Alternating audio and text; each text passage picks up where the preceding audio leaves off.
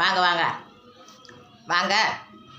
என் அன்பு சகோதரிய ஊர் அவ்வளோ குடும்ப வாழ்க்கையை அப்படி சொல்லியிருந்தியே. வாங்க ஒரு எல்லாருமா சேர்ந்து ஒரு கட்டி பிடிச்சிக்கிறோம். தாடி சாதி சனம் கூட இப்படி சொல்லாது கத்தே உள்ள விஷயத்த. தாடி நான் அப்படி இருக்கேன் இப்படி இருக்கேன்ட்டு பெருமைதான் பேசுவாளுங்க சாதி சனத்துக்காரிய ஊரம். எங்கேருந்தோ இருக்கிறவங்க என் வீடியோவை பார்த்துப்புட்டு நான் பேசுகிற பேச்சு பிடிச்சி போய் அப்படியே என் வாழ்க்கையில் இப்படிக்கா, என் புருஷன் இப்படிப்பட்டவருக்கா, நேர்கொண்ட பார்வை கொண்டவருக்கா, என் புருஷன் தங்கமாக என்னை தாங்குறாருக்கா, என் புருஷன் என்ன செய்கிறாருன்னு எனக்கே தெரியலக்கா, அவர் எப்படியான கேரக்டர்னு சொல்ல முடியலக்காண்டு பல பேர் அவங்க புருஷங்க மார்களை என்னுடைய கமெண்ட் பாக்ஸில் பகிர்ந்துக்கிட்டே. நீங்கள் பூரமே என் கூட பிறக்காத சகோதரியத்தா. ஆமாம், நம்மளுக்கு பிடிச்சிருந்தாத்தே நம்ம ஒருத்தவட்ட நம்ம குடும்ப விஷயத்த பேசணும்னே தோணும். இதில் இருக்கிற மக்களுகளை பூரா எனக்கு தெரியாது. இதில் சில பேர் கெட்டவங்க இருந்துட்டாலும் அந்த கெட்டவங்களுக்கு கூட கடவுள் என் நல்ல மனசுக்கு அவங்களுக்கு கூட மனசை மாற்றி எனக்கு தீங்கிழைக்க விடாதுன்ற ஒரு நம்பிக்கையில் தான் நான் இதில் என் குடும்ப விஷயம் அத்தனையும் பேசிட்டு கிடக்கேன். என் புருஷன் எதுக்கு என்னை வைய போகிறாரு, என் புருஷன் இதில் பேச வேணாமா, பிரச்சனை வருமா வேணாமான்னு சொல்லிட்டாருன்னா உடனே நிப்பாட்டிட்டு வந்துடுவேன். கோடி ரூபா வந்தாலும் என்ன பணத்தை எப்படி வேணாலும் சம்பாரிச்சுக்கலாம். உழைக்கிறதுக்கு கடவுள் உயிரை கொடுத்தா போதும், நம்ம சம்பாரிச்சிட்டு போகிறோம். இதில் பேசி தான் சம்பாதிக்கணுமா? அப்படிலாம் புருஷனோட சண்டை விட்டுக்கிட்டு நான் என் மூப்புக்கு தயார் திருவேன், நான் சம்பாதிப்பேன் எல்லாம் பேசுகிற ஆள் கிடையாதுங்க. நாங்கள் என் புருஷன் லைவை போடாதன்றார், உடனே நிப்பாட்டிப்பிட்டே பார்த்துக்கோங்க. என்ன அதில் என்ன பொழுதுபோக்கமாக பேசிக்கிட்டு இருக்கான் அடுத்தாம்பளைகிட்ட எனத்தே 10 சம்பாரிச்சு விடுவோம் மாட்டேன் தான் பேசிக்கிட்டு இருக்கான். அந்த மாதிரி புருஷனுக்கு இந்த சம்பாத்தியம் பிடிக்கலன்னா நிப்பாட்டி விடுவேன். அப்படி பேசாதுன்னு சொன்னால் பேச மாட்டேன். எதுக்கு சண்டை விட்டு கிடக்க அடிச்சுக்கிட்டு பிடிச்சிக்கிட்டு அந்த மாதிரிலாம் கிடையாது. சரி, வளவலன்னு பேச வேணாம். நம்மளுடைய பார்ட் 2 கதைக்கு போயிருமா? வாங்க. என்ன இப்போ விஷயம், நடந்த விஷயத்தானே சொல்கிறியாங்க? இங்கெல்லாம் என் சொந்தம் வந்தா எங்கள் சகோதரிய எங்கேருந்தோ கமெண்ட் பாக்ஸில் எனக்கு நீங்கள் கமெண்ட் பண்ணுறப்போ நான் உங்களுக்கு சொல்லாமல் இருக்கலாமாங்க. அடுத்த கதையை சொல்கிறேங்க. மாப்பிள்ளையை போய் நைட்டோட நைட்டாக தூக்கிட்டு வந்துட்டாங்க. அதான் சொல்லக்கூடாது, கூட்டிகிட்டு வந்துட்டாங்க ஒரு 10 பேர் போய் எங்கள் ஊருக்காரங்க.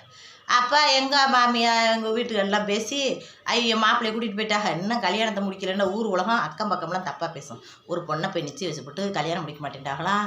பிள்ளைய இது புருஷன் மயனை தூக்கிட்டு போயிட்டாங்களான்னு பேசி அசிங்கப்படுத்திவிடுவாங்கடா. அதனால் டக்குண்டு நைட்டோட நைட்டாக பந்தலுக்கு திடீர் பந்தல் போடுவாங்க வருங்க. அந்த பந்தல்காரரை வர சொல்லி அப்படியே திடீர் பந்தலை போட்டு அப்படியே ஒரு 2 ஸ்பீக்கரை கட்டி ஹோட்டலில் சாப்பாடு ஆர்டர் பண்ணி இது பண்ணிட்டாங்க, ரெடி பண்ணிட்டாங்க. பந்தல் மூத்தவருக்கு போட்ட பந்தல் அப்படியே இருந்துச்சுன்னு நினைக்கிறேன். 10 முன்ன பண்ண கல்யாணம், அதனால் பந்தல் இருந்துருக்கு வீட்டில். அப்படியே போட்டாவதுங்க. அதோட பார்த்துக்கோங்க, இது காலையில் விடிஞ்சிருச்சு. அதில் எங்கள் அம்மா வெள்ளை அடிச்சுக்கிட்டுலாம் தெரியுது. அங்கனக்குள்ளே இது அது என்னது கறிவேலி மரத்தில் நான் ஆய் பண்ணிக்கிட்டு இருக்கேன் பார்த்துங்க. எங்கள் ஊருக்கார் ஒருத்தர், என்ன அங்கே என்ன வீட்டுக்கு பெயிண்ட்லாம் அடிக்கிற, கல்யாணமா என்னப்பா ஊரில் மாப்பிள்ளைக்கு பிடிக்கல, கல்யாணம் முடியாதுன்னு பேசுகிறாங்க, நீ என்ன பத்திரிக்கை அடிச்சு குடிச்சு வீட்டில் வெள்ளையில் அடிக்கிற அப்படின்னு கேட்குறாரு. அதுக்கு எங்கள் அம்மா, என்ன மச்சான் எப்படி சொல்கிறிய, என் மகளுக்கு அதெல்லாம் கல்யாணம் மச்சான் ரெடி ஆயிடுச்சு எல்லாம். எவன் சொன்னது, எவன் பிடிச்சி பேசுகிறேன், சும்மா இப்படி புரளியாக பேசுகிறேங்க, மாப்பிள்ளையை பிடிச்சிருச்சுன்னு சொல்லிடுச்சு அதெல்லாம் எஞ்சியுமே அப்படின்னு எங்கள் அம்மா சொல்லி. அப்படியா, சரி நல்லபடியாக பிடிச்சி போட்டுவிட்டா அப்படின்னு சொல்லிட்டு எங்கள் வீட்டிலேருந்து நகண்டு வெளியில் வராரு. வந்துக்கிட்டு இருக்கையிலேயே ரோட்டில், ஆமாம் பெரிய அளவு புள்ள பத்துச்சுருக்கா, அப்படியே பிள்ளைய பிடிச்சிருக்குன்னு சொல்லிட்டேன். மாப்பிள்ளை வாயில் பாயாசத்தை காய்ச்சி ஊற்ற போகிறாங்க, இது தெரியல போ அப்படின்னு நக்கலாக ரோட்டில் அவராக பேசிக்கிட்டு போகிறாரு. அதுக்கு நான் அந்த ரோட்டுக்கு கீழே இறக்கத்தில் தான் கறிவேலிக்குள்ளே உட்காந்து ஆய்வு பண்ணிக்கிட்டு இருக்கேன். அவருக்கு தெரியாது, அவர் ரோட்டில் போகிறாரு. கறிவேலி ரொம்ப நெருக்கலாக இருக்கும். அதுக்கு அப்புறம் எங்கள் அம்மாட்ட சொன்னேன், பார்த்தியா நேரம் ஒரு வச்சு பின்னாடி ஒரு வச்சு பேசிக்கிட்டு தர்றாங்க. முருகன் ஏங்க என் பிள்ளைக்கு வழிவிடணும், நாங்கள் எந்த துரோகம் பண்ணதில்லை, என் பிள்ளைய நல்லபடியாக கல்யாணத்தை முடிச்சுட்டு போயிடணும், என் பிள்ளைய எப்படி எல்லாரும் கரைச்சி கொட்டுறாங்க, கருப்பாக இருக்குது அப்படி இப்படின்றாங்க, என்ன நான் நாட்டில் இல்லாத பிள்ளைய பெற்றுப்பிட்டே அப்படின்ட்டு என்னை தாங்கி பிடிச்சிக்கிட்டு எங்கள் அம்மா கடவுள்கிட்ட வேண்டுது நல்லபடியாக முடியும். அப்படி வேண்டுனதுக்கு கடவுள் கைவிடலை. கடவுள் நேரம் இறங்கி உதவி பண்ண மாட்டார், மனுஷங்க மூலம் தான் உதவி பண்ணுவார். அதே மாதிரி எங்கள் ஊர் பெரிய மனுஷங்க மூலம் உதவி பண்ணார். மாப்பிள்ளை கூட்டிகிட்டு வந்துட்டாலும் அப்படிலாம் பண்ணக்கூடாதுப்பா, நைட்டோட நைட்டு அட்வைஸ் பண்ணுறாங்க. சரிங்க நான் கெட்டிக்கிறேங்க, நான் நிச்சயம் பண்ணிட்டேன் கெட்டிக்கிறேங்கன்னு ஒரு ஒத்துக்கிட்டார். அப்புறம் மாமியார் வீட்லேயும் ஒத்துக்கிட்டு 7 மணிக்கெலாம் நாத்தனாமார் அங்கே இருக்கிற சொந்த பந்தங்களாம் கூட்டிக்கிட்டு ஒரு சீட்டடி வேலை பிடிச்சி வந்துட்டாங்க. பார்த்துக்குங்க கல்யாணத்துக்கு எல்லா ஏற்பாடும் பண்ணிட்டாங்க. ஏற்பாடு பண்ணி அதோட பார்த்துக்கோங்க தாலி எல்லாம் எடுத்து கட்டுறதுக்கு ரெடி ஆகிட்டாங்க. அப்புறம் எங்களுக்கு சந்தோஷமாயிடுச்சு, அவங்க வந்துட்டாங்கல்ல, இன்னும் ஒரு பிரச்சனையும் இல்லை. நாட்டில் ஊர் உலகத்தில் பேசுகிறேன் பூரா வாயில் பூரா ஆடு வாயை பிறந்து சோற தின்ட்டு போங்கடாண்டு அப்படி எங்கள் சொந்த பந்தம் பூரா வந்துட்டாங்க. வந்து சோதை திண்டு விட்டு கல்யாணத்துக்கு எல்லார்ட்டையும் தட்டில் வாங்குறாங்க. தட்டில் வாங்கி இப்போலாம் பிள்ளைகளாம் ஆடுதுங்க, இப்படியே ஆட்டம் ஆடுதுங்க. போயிட்டு வர முடியும், அதை ஒரு வீடியோ எடுத்து அண்ணன் தம்பி பாசம் உண்டு கட்டி பிடிச்சி அழுகுதுங்க. இதெல்லாம் உண்மையாக போய் எனக்கு தெரியாதுங்க. நான் அதை பார்த்துட்டு இதெல்லாம் உண்மையிலேயே அழுகிறாங்களா இல்லை இந்த வீடியோவில் ரீல் போடுறதுக்காக அழுகிறாங்களா அப்படின்னு நான் யோசிப்பேன். ஆனால் எனக்கு அவங்க தாலியெல்லாம் எல்லாரும் தொட்டு தொட்டு கொடுத்துட்டு அவர் தாலியை கட்டுறப்ப நான் குனிகிறப்ப எனக்கு அப்படியே சொட்டு சொட்டு சொட்டு சொட்டுன்னு கண்ணீர் ஓடிடுச்சுங்க. அது எதுக்கு அழுதுண்டா வச்சுக்கோங்க, நான் வந்து அப்பா அம்மாலாம் பிரிஞ்சு போகிறோம்னு அழுகலைங்க. ஏன்னா வந்து நான் சின்ன வயசுலேருந்தே கல்யாணத்தை முடிச்சுட்டு இது பள்ளிக்கூடத்தை அப்பாவை விட்டுவிட்டு ஹாஸ்டலில் தான் இருந்தேன் பாருங்க. அதனால பெருசாக தெரியல அப்பா அம்மா விட்டுட்டு போகிறோம்னு. ஹாஸ்டலுக்கு எப்பவும் போல் பாத்திர மண்டபம்லாம் அம்மா கொடுக்குறாங்க. அதே மாதிரியே துணிமணிகள் எடுத்துக்கிட்டு போகிறோம், ஹாஸ்டலுக்கு போகிறோம் அப்படின்ற எண்ணம் தான் எனக்கு இருந்துச்சு. அம்மா அப்பா விட்டுட்டு போகிறோம்னு இல்லைங்க. எங்கள் அப்பா வந்து எங்கள் அம்மாவை ரொம்ப ரொம்ப அடிப்பார். அதை பார்த்து ஒரு பயம். அதை விட இந்த ஊர் உலகமே நீ இந்த பொண்ணு கல்யாணம் முடியுமா, இது என்ன அப்படி பெரிய இதெல்லாம் ஒரு பொண்ணா, இதெல்லாம் யார் கல்யாணம் முடிப்பா அப்படின்னு நிறைய பேர் சொல்லுவாங்க பார்த்துக்கோங்க. அந்த மனத்தாழ்வுகளை வந்து எனக்கு ரொம்ப கஷ்டத்தை உண்டாச்சு. இப்போ நீங்கள் நிறைய பேர் நீங்கள் அழகாக இருக்கீங்கன்னு நிறைய பேர் கமெண்ட் பண்ணிட்டீங்க. இன்னும் அதை பற்றி பேசக்கூடாதுன்னு நினைக்கிறேன். இருந்தாலும் அந்த சூழ்நிலையில் என் மனசை ரொம்ப புண்படுத்துகிறோம் அதே பேர். இன்றைக்கி கூட பார்த்துக்கோங்க, எங்கள் ஒரு பஸ் ஸ்டாண்டில் எங்கள் சின்னம்மா எங்கள் சொந்தக்காரவங்க எங்கள் அம்மா எல்லோரும் இருந்தா. அப்போ ஒரு பொண்ணுக்கு சேலை கட்ட தெரியாமல் என்னைய மாதிரியே ஒல்லியான உடம்போட அதுக்கு சேலை கட்ட தெரியாமல் சொருகி இருக்குது. காக்கா மாதிரி இருந்துக்கிட்டு இதெல்லாம் எதுக்கு சேலை கட்டுது, காக்கா மாதிரி இருக்குது எதுக்கு சேலை அப்படின்ட்டு நக்கலை எங்கள் உறவு சொன்னாங்க. அப்போ நான் சொன்னேன், ஏன் அப்படி சொல்கிறிய, அந்த பிள்ளைக்கு ஆசை அது கெட்டுது, அப்படி ஏன் காக்கான்னு சொல்கிறீங்கன்னு. பற்றியா உன் மகளுக்கு அவள் காக்கா மாதிரி இருக்கவனு அவளுக்கு ஏந்துக்கிட்டு பேசுகிறா அப்படின்ட்டு அவங்க பேசிக்கிட்டான். எனக்கு என்ன நிலைமைண்டா, அன்றைக்கி நம்ம குமரி அறிக்கையில் நிறைய பேர் நம்மளை இப்படித்தானே கிண்டல் பண்ணாங்க, தெரியாமல் நேருக்கு நேராக அப்படின்ட்டு. அது மாதிரி அந்த வாழ்க்கையை கொடுத்தது வந்து என் புருஷனை வந்து நான் பெருசாக துணிச்சு பார்த்தேன். எனக்கு தாலியை கட்டுறப்ப எனக்கு பெருசாக துணிச்சு. ஏன்னா வந்து அந்த மாதிரி ஒரு வாழ்க்கை நம்மளுக்கு அமைஞ்சிருச்சு. ஆமாம், அப்பா மாதிரி நம்மளை அடித்து சித்திரவதைப்படுத்திடுவாளன்ற ஒரு பயம். அது எல்லாருக்கும் முன்னே கல்யாணத்தை முடிச்சிட்டாங்க அப்படின்ற ஒரு சந்தோஷம் கூட. ஏன்னா அந்த கல்யாணம் நின்றுச்சுன்னா என் மன வருத்தத்தில் நான் என்ன மாதிரி நிலைமையில் இருப்பேன்னு எனக்கு தெரியாது. ஏன்னா அந்த அளவுக்கு என் மனசை ரொம்ப ரொம்ப எல்லாருமே வேதனைப்படுத்துறாங்க. அதனால் கடவுள் வழிவிடலை. அப்படி தான் நல்லபடியாக தாலியை கட்டி எல்லாரும் காலையிலையும் கும்பிட்டு விழுந்து ஆசீர்வாதம் வாங்கினேன். எல்லோரும் 100-200 கையில் கொடுத்தாங்க. அதோட சந்தோஷமாக அன்றைக்கி நாள் கழிஞ்சு அப்புறம் மாப்பிள்ளை வீட்டிலேருந்து மாப்பிள்ளை வீட்டுக்கு வந்தோம். மாப்பிள்ளை வீட்டில் ஓடியா வந்து எல்லோரும் வந்து பார்த்தாங்க, சீமை முன்னாடியாது சீமையா அப்படின்னு எல்லோரும் கேட்டாங்க. ஆமாக்கா அப்படின்னாரு. சரி நல்ல என்ன கருத்த பிள்ளையான்னு தானே, ஒண்டியாக இருக்கு அவ்வளோதானே, சரிப்பா உனக்கு அமைஞ்சது அதுதான் நிறைய பேர் வாழ்த்து சொன்னாங்க. அதோட இங்கே வந்து நான் நினச்சிக்கிட்டே வந்தேன், ஆஹா மாமியாவுக்கு, அதாவது நம்ம பட்டணத்துக்கு வாக்கப்பட்டு போகிறோம். பட்டணத்துலலாம் வந்து எப்படி வீடு இருக்கும்னு நம்மளாம் ஒரு யோசனை இருக்கும். நம்ம சினிமாக்கள்லாம் பார்த்துருக்கோம், பெரிய பெரிய மாளிகை வீடுங்க இப்படித்தான் இருக்கேன், அது மாதிரி இருக்குமியா அப்படின்னு யோசனை அடிக்கிட்டு ரொம்ப சந்தோஷமாக வந்தீங்க. இந்த விட இருக்குமா அந்த விட இருக்குமான்னு ஒரு விடையாக யோசிச்சுக்கிட்டே வருவீங்க. பெரிய வீடு வந்துச்சுன்னா அது பார்த்திங்கன்னா அந்த இதில் இருக்கு பார்த்தீங்களா மெட்ராஸில், அது மாதிரி சின்ன குட்டி 10க்கு 10 ரூமில் ஓட்டு வீடாக இருந்துச்சு பார்த்துக்கங்க. அப்படி வந்து இறங்கணும், என்னப்பா அது வீடுல எத்தனையாக இருக்குது அப்படின்னு, நம்ம பெரிய வசந்த மாளிகையாக இருக்கும் அப்படி இப்படின்னு யோசனை பண்ணா அப்படின்ட்டு என் மனசுக்குள்ளே யோசிச்சுக்கிட்டே உள்ளே நுழைஞ்ச பார்த்துக்கங்க. உள்ளே நுழையிலே பார்த்துங்க மாமியார் வீட்டில் அது வந்து குனிஞ்சு போகிற வீடு. அது நான் நேருக்கு நேரம் போயிட்டு சட்டார்னு மண்டையில் ஒரு ரெடியாக அடித்து அப்படியே செம்மையாக வள்ளி எடுத்துச்சு பார்த்துக்கங்க. நல்லா வீங்கிருச்சு, வேகத்தில் முட்டிட்டேன். அப்போ சொன்னாங்க, உள்ள நுழையிலே தட்டுதிரிச்சா சாமிநாத மகளுக்கு அப்படின்ட்டு அதை ஒரு அவசரப்படம்னு சொல்லி எல்லோரும் பேசினாங்க.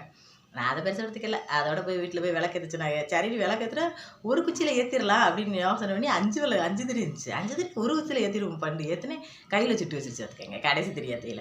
அப்போவும் அதை சொன்னாங்க, அதை பற்றியா தலையை தழுவிடுச்சு, கையில் சுட்டுருச்சு, ஒன்றுமே சகடம் சரியில்லை. அப்படி அங்கே நல்லா இருந்துருவாத்தா அப்படி அங்கிட்டு போய் தனியெல்லாம் பேசுகிறா பார்த்துக்குங்க. விடுங்க இதெல்லாம் நானாத்தான் 5 திரியில் ஏற்றிடுவோன்ட்டு பண்ணேன், அது கையில் சுட்டுருச்சு, என்ன விடுங்க அப்படின்னு. நாளா எதுக்கு இதையான்னு சொல்லி எங்கள் அம்மா கஷ்டப்படுத்துறீ அப்படின்னு.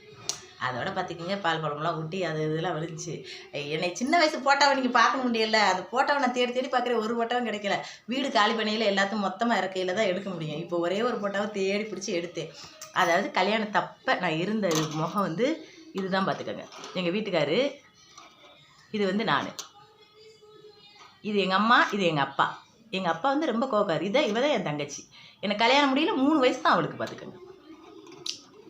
இதான் நான் இது கல்யாணம் முடிஞ்சிட்டு வந்து 1 வாரம் இருக்கும் அப்போ வந்துட்டு எடுத்தது. இது எங்கள் வீட்டுக்காரர். இது மட்டும்தான் அவங்களால எங்களுக்கு என்னால் காட்ட முடிஞ்சிச்சு. மற்ற போட்டோ தேடி தேடி பார்த்தேன் கிடைக்கலங்க. இன்னொரு வீடியோவில் கண்டிப்பாக காட்டிப்படுறேங்க. நல்லா தெரியுறேன் நாங்கள் உங்களுக்கு. ஒல்லியாக இருப்பணுங்க. அது கருப்பாக ஒல்லியாக இருக்கிறதுனால அப்படி எல்லாரும் என்னை கிண்டல் அடிச்சுட்டாங்க. அதுக்கப்புறம் என்ன, இங்கேருந்து மாப்பிள்ளை வீட்டுக்கு ஒரு 9 மணி 8 மணி ஆயிடுச்சு பார்த்துங்க. மாப்பிள்ளை வீட்டிலேருந்து எங்கள் ஊர் போகையிலேயே பொண்ணுக்கு தேவையான சாமான்களாம் வாங்குங்கய்யா அப்படின்னு வண்டியை நிப்பாட்டி வாங்கினாங்க. எனக்கு இதெல்லாம் தெரியாதுங்க, என்ன பொண்ணுக்கு தேவையான சாமான்னு எனக்கு ஒன்றும் புரியாது. ஏதாவது சம்பிரதாயத்துக்கு ஏதோ வாங்குறாங்களாக்குன்னு. அப்போல்லாம் லாரியில் தான் போய் மாப்பிள்ளை வீட்டுக்கு போக பாருங்க. இப்போ தான் கார் பிடிக்கிறாங்க. அப்போ லாரி தான் பார்த்துங்க. லாரி, அது லாரின்னு தான் சொல்லுவாங்க. அது எப்படியோ அப்போ லாரிக்கு முன்ன வந்து நாங்கள் உட்காந்துருக்கோம். அப்போ சொந்த பந்தம்லாம் பின்னாடி உட்காந்துக்கிறேன். அப்போ சாமான் வாங்க அப்படின்னு ஒரு பூ கடையில் படி பூ வாங்கினாங்க. ஸ்வீட் இதுக்கெல்லாம் வாங்கினாங்க. அதுக்கு எங்கள் வீட்டுக்காரர் எண்ணெய் வச்சுக்கிட்டே வாங்குவீங்களா எல்லாத்தையும், அவங்க முதைய வாங்கி வைக்கணும், எது ஒன்று எண்ணெய் நிப்பாட்டிட்டு வாங்குவீங்களா அப்படி இப்படின்னு கத்துனாரு. ஏன்னு கேளுங்களேன், அங்கே பலகாரம் பச்சடிலாம் வாங்கிட்டு வாங்கிட்டு இருக்கல அங்கே கடையில் இருக்கவரை எட்டி பார்த்தாங்க. அதனால எங்கள் வீட்டுக்காரருக்கோ வந்துருச்சு. அப்போ எனக்கு ஒன்றும் பொருள் அப்பாடி பெருக்க கோவக்காரராக இருப்பார். வரைக்கே கண்டுபிடி உருட்டி இப்படி சட்டைக்கு வராரு. அப்பா மாதிரிதான் இவர் இருப்பாருப்பா அப்படின்னு நானாக நினச்சிக்கிட்டு கம்முன்னு இருந்துக்கிட்டு பார்த்துக்குங்க. ஒரு வளைவு கிளவையில் வளைஞ்சா அவர் மேலே போய் 5 ரூபாய் நறுக்குன்னு கம்மியாக பிடிப்பி பார்த்துக்குங்க. ஒட்டக்கூடாது, அவசரப்படாது அப்படின்னு. அப்படியே போய் ஊரில் போய் இறங்கிட்டவங்க. ஐயோ மாப்பிள்ளை ரொம்ப கோவப்படாது, கல்யாணமே தடல் உடலாம் நடந்தால் எல்லாமே தடலடியாகத்தே நடக்குங்க. நீங்கள் மட்டும் தாலி எடுத்து 1 வாரத்துக்கு முன்னே வச்சுக்கிட்டு பொண்ணை கட்ட வந்தீங்களா, அதே மாதிரி தான் இப்போ நடக்குது, பேசாட்டு இருங்க அப்படின்னு வெள்ளை வெட்டி சட்டக்காரங்களாம் கம்முன்னு இருந்துட்டார். அதோட எனக்கு துணைக்கு மட்டும் எங்கள் நாத்திரம் வந்தாங்க. அதோட பார்த்துக்கோங்க வந்துட்டோம், வீட்டுக்கு வந்து இறங்கியாச்சு. இறங்கினோடனே சாப்பிட்டாரா என்னென்னு தெரியல, இருட்டாயிடுச்சு. அதுக்கப்புறம் என்ன நடந்துச்சுன்றதை நாளைக்கு சொல்கிறேன். ஒரே நாளில் எல்லாத்தையும் சொல்ல முடியாது போங்க. ஏன்னு கேளுங்க, பெரிய வீடியோ போட்டோன்னா எனக்கு நெட்டு எல்லாம் ஓடி போயிடும்.